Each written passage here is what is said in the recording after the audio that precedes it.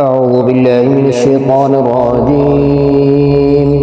بسم الله الرحمن الرحيم. ياسين والقرآن الحكيم إنك لمن المرسلين على صراط مستقيم تنزيل العزيز الرحيم لتنذر قوما ما أنذر آباؤهم فهم غافلون. لقد حق القول على أكثرهم فهم لا يؤمنون. إنا جعلنا في أعناقهم أغلالا فهي إلى الأذقان فهم مقمحون. وجعلنا من بين أيديهم سدا ومن خلفهم سدا فأغشيناهم فهم لا يبصرون.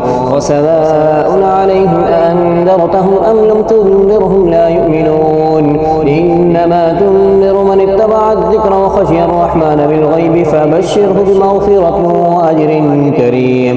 إنا نحن نحيي الموتى ونكتب ما قدموا وآثارهم وكل شيء أحصيناه في إمام مبين.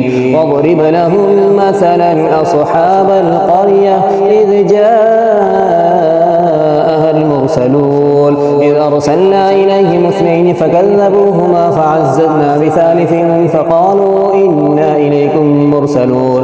قالوا ما أنتم إلا بشر مثلنا وما أنزل الرحمن من شيء إن أنتم إلا تكذبون. قالوا ربنا يعلم إنا إليكم لمرسلون وما علينا إلا البلاغ المبين.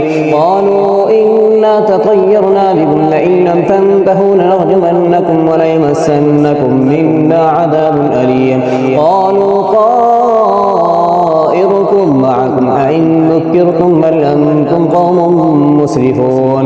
وجاء من أقصى المدينة رجل يسعى قال يا قوم اتبعوا المرسلين اتبعوا من لا يسألكم أجرا وهم مهتدون.